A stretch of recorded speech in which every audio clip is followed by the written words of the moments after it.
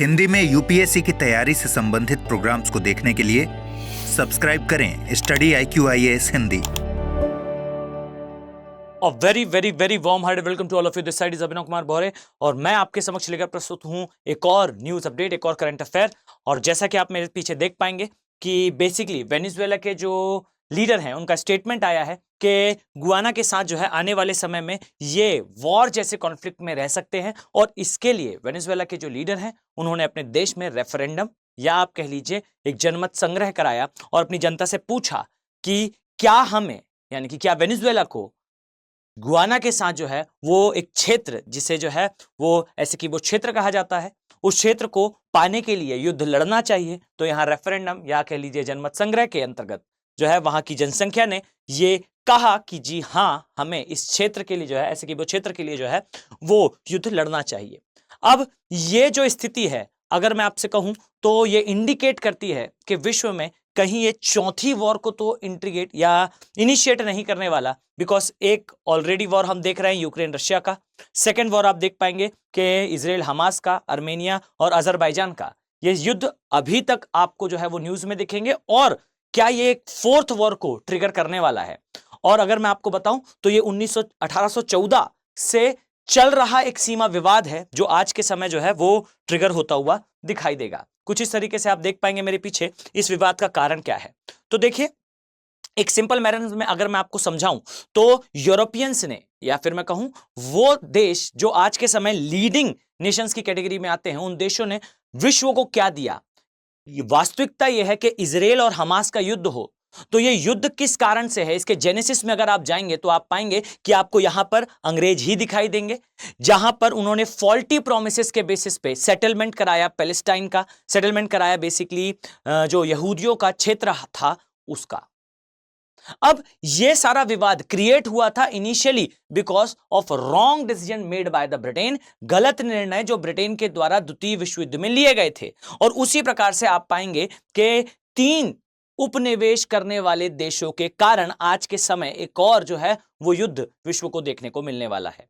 अब हो सकता है ना हो सकता है हो, बट हम इसके विवाद को समझेंगे। वास्तविकता क्या है तो अगर मैं आपको दिखाऊं तो आपको मैप से शायद जो है वो सुपरफिशियली क्लियर हो जाएगा कि ये लैटिन अमेरिका का या आप कह लीजिए साउथ अमेरिका का मैप है, जहां आपको Venezuela, Guyana, Suriname, French Guiana, Brazil और इसके नीचे आएंगे तो पैराग्वे, अर्जेंटीना, ये सारे देश दिखाई देंगे इस प्रकार से। अब इसी में से एक जो है आपको दिखाई देगा वेनेजुएला, एक दिखाई देगा गुयाना। अब यहां समझिएगा बहुत ही सिंपल मैनर में, बहुत ही सिंपल वर्ड्स में, तो जो वेनेजुएला था ये स्पेन की कॉलोनी था और जो गुयाना था ये डच कॉलोनी था। क्लियर। अब जो गुयाना वाला पार्ट था, गुयाना ने इस क्षेत्र को जो है वो दे दिया था 1814 में। अगर मैं आपको यहां पर दिखाऊं तो 1814 में जो गुयाना है उसने ये क्षेत्र जो है या कहें हम डच लोगों ने जो रूल कर रहे थे गुयाना वाले एरिया में, तो डच लोगों ने ये जो क्षेत्र है जिसकी हम बात कर रहे हैं ऐसे कि वो क्षेत्र, ये क्षेत्र वास्तविकता में जो है वो ब्रिटेन को दे दिया था। अब यहां आगे बढ़ने से पहले इस चीज को जान ले कि जो ऐसे कि वो क्षेत्र की हम बात कर रहे हैं ये एक नदी है वास्तविकता में, जो अभी का प्रेजेंट गुयाना है उसे 2 भाग में विभाजित करती है। एक क्षेत्र है इसके पश्चिमी भाग में जो वेनेजुएला के साथ सीमा बनाता है, ये ऐसे कि वो क्षेत्र कहलाता है और वेनेजुएला कह रहा है कि इस क्षेत्र को जो है वो वेनेजुएला का पार्ट होना चाहिए। क्लियर। अब देखिए रियलिटी क्या है कि 1814 के आसपास जब स्पेन जो है, अगर मैंने आपको यहां पर दिखाऊं तो स्पेन जो है वो पार्ट हुआ करता था, वेनेजुएला जो है वो पार्ट हुआ करता था स्पेन का। ब्रिटेन जो है वो उसने एक ऐसे कि वो क्षेत्र लिया था डच से जो रूल कर रहे थे उस समय गुयाना पर। अब 1814 में क्षेत्र मिला और मिलने के पश्चात जो है वो 1819 में ही वेनेजुएला को आजादी मिल गई। 1819 में वेनेजुएला को जब आजादी मिली तो उन्होंने आजादी के तुरंत बाद से ही ऐसे कि वो क्षेत्र पर अपने अधिकार को प्रोक्लेम करना स्टार्ट करा। और समस्या ये थी कि जो डच लोग थे उन्होंने जो सीमाएं निर्धारित करी थी बेसिकली अपनी यानी कि गुयाना की, वो सीमाएं इस स्थान पर आप पाएंगे कि परफेक्टली क्लियर थी, लेकिन इस सीमा को उन्होंने क्लियर नहीं करा था क्योंकि यह क्षेत्र दिया गया था ब्रिटेन को और ब्रिटेन ने भी इसे जो है वो ठीक से निर्धारित नहीं करा। और जब आजादी मिली किसे, स्पेन से वेनेजुएला को, तो स्पेन ने जब प्रोक्लेम करना स्टार्ट करा तो एक लंबा विवाद चला और 1899 में यह विवाद का फाइनल निर्णय आया जहां इंटरनेशनल कम्युनिटीज ने डिक्लेयर कर दिया कि जो ऐसे की वो क्षेत्र है ये ब्रिटेन का ही होगा। क्लियर? तो यानी कि ये जो विवाद रहा वो पहले जो है वेनेजुएला और ब्रिटेन के मध्य रहा, और उसके पश्चात 1800 के बाद 1966 में गुयाना को जो है वो आजादी मिली, गुयाना फ्री हुआ, और आजादी के दिन से ही विवाद स्टार्ट हुआ, जहां पर ऐसे की वो क्षेत्र को वेनेजुएला अपना बताया करता था। डन।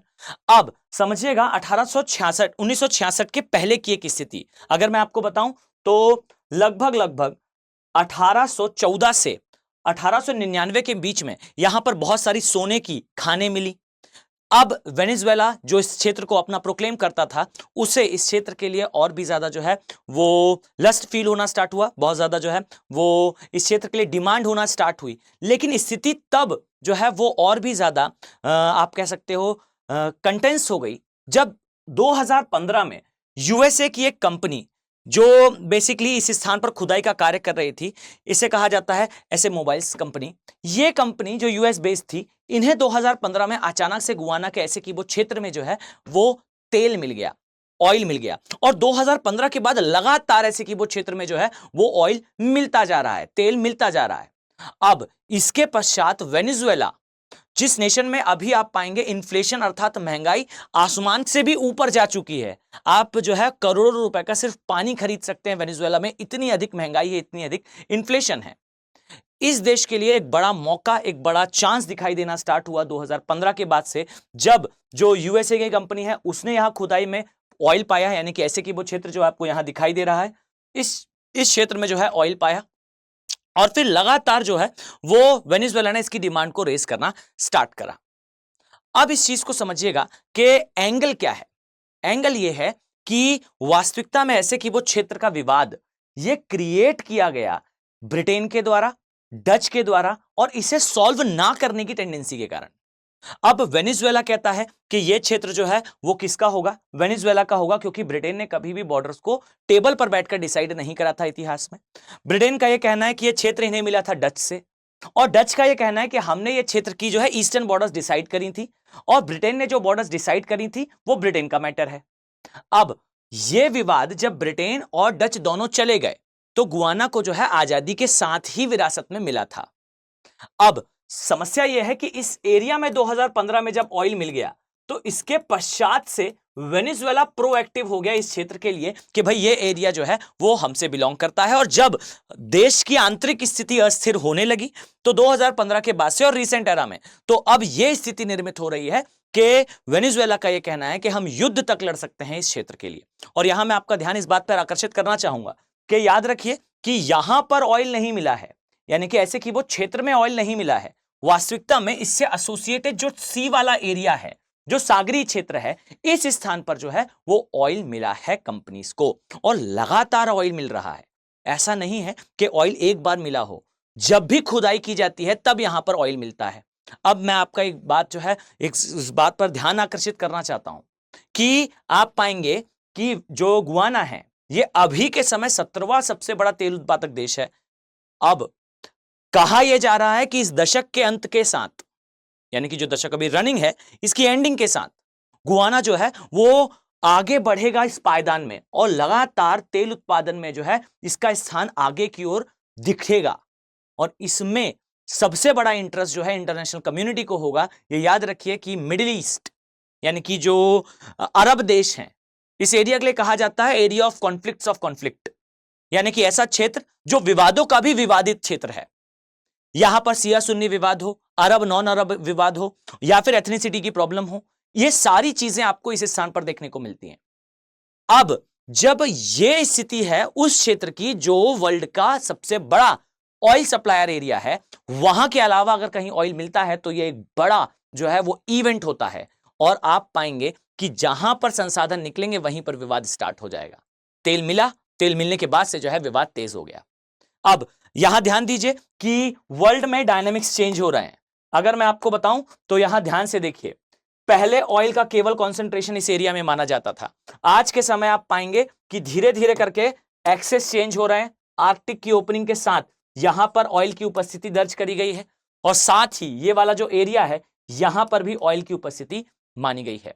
अब धीरे धीरे करके ऑयल के लिए इंटरेस्ट चेंज होगा, पहले जहां था वो एरिया कॉन्फ्लिक्ट्स ऑफ कॉन्फ्लिक्ट था, अब जहां पर ये क्षेत्र दिखेंगे, जहां पर ऑयल मिलेगा, वहां पर विवाद जो है वो क्रिएट होते हुए दिखाई देंगे। पर एक चीज मैं आपको स्पष्ट कर दूं कि इतिहास ये बताता है वास्तविकता में कि जहां जहां यूरोपियंस का रूल रहा और जब ये वहां से निकले, वहां पर विरासत के फॉर्म में एक एविडेंस छोड़ के गए सीमा विवाद का, इजराइल हमास हो या फिर अभी ये कंडीशन। ये इस बाय प्रोडक्ट ऑफ कॉलोनिज्म, उपनिवेशवाद का एक उत्पाद है आज के समय जो देश हैं उनके मध्य सीमा का विवाद। एक एग्जांपल हम भी फेस करते हैं, हमारा विभाजन, भारत का विभाजन। तो आई थिंक आप इस एरिया के जो जियोपॉलिटिकल डायमेंशंस है इसे बेहतर तरीके से समझ पाए होंगे और आपके लिए वीडियो इंफॉर्मेटिव रहा होगा। अगर आप जो है यूपीएससी की तैयारी कर रहे हैं तो आपके लिए एक गोल्डन अपॉर्चुनिटी है। याद रखिए कि यूपीएससी के जो फाउंडेशन कोर्सेस हैं, हमारे P2I बैचेस, ये स्टार्ट हो चुके हैं। 20 दिसंबर इसकी जो है वो लास्ट डेट है। और ये भी याद रखिएगा कि इन बैचेस को अगर आप अवेल करना चाहते हैं, इनका पार्ट बनना चाहते हैं, तो मैं स्पष्ट कर दूं, ये जो कॉस्ट आप देख रहे हैं, ये कॉस्ट आपको तभी मिलेगा जब आप जो है वो फैकल्टी कोड का यूज करते हैं। अदरवाइज अननेसेसरी आपको जो है एक्स्ट्रा कॉस्ट पे करना पड़ेगा। मैं एक बात और क्लियर कर दूं कि आपको इन बैचेस में जो है वो 3 आवर की डेली लाइव क्लासेस मिलेंगी और ये क्लासेस जो है वो आपके प्रिलिमिनरी एग्जामिनेशन के बाद तक चलेंगी। लेकिन याद रखिए कि जैसे ही आपका प्री आएगा उसके पहले इन क्लासेस के पैरेलल, यानी कि जो व्हाइट कलर की लाइन है ये बताएगा कि पैरेलल क्लास चलेगी जो SIP कहलाएगी, सक्सेस इन प्रीलिम्स प्रोग्राम। साथ ही अगर आपका प्री क्वालिफाई होता है तो आपको जो है MRP यानी कि मेंस रेसिडेंशियल प्रोग्राम, जहां ऑफलाइन मोड में आपको जो है वो फैकल्टीज आपकी तैयारी मेंस के रिगार्डिंगली कराएंगे। अगर बाई चांस आपकी क्लास आपका जो है प्री क्वालिफाई नहीं होता तो आपकी क्लासेस एज इट इज चलती रहेंगी। साथ ही 1-to-1 मेंटरशिप मिलेगी और पूरे कोर्स के दौरान आपको CAP current affair programme daily 1 hour का एक वीडियो मिला करेगा जो आपके करंट अफेयर की सारी समस्याओं का 1 स्टेप सॉल्यूशन होगा। क्लियर? तो मैं मानकर चलता हूं और इसमें टेस्ट सीरीज भी इंक्लूडेड है। मैं स्पष्ट कर दूं, इसमें टेस्ट सीरीज इंक्लूडेड है, 1-to-1 मेंटरशिप है। मैं मानकर चलता हूं आप सभी के लिए ये गोल्डन अपॉर्चुनिटी है और आप सभी इसका पार्ट बनने वाले हैं। मिलते हैं नेक्स्ट वीडियो में। Have a very nice day. Thank you. Hindi में यूपीएससी की तैयारी से संबंधित प्रोग्राम्स को देखने के लिए सब्सक्राइब करें स्टडी IQ IAS हिंदी।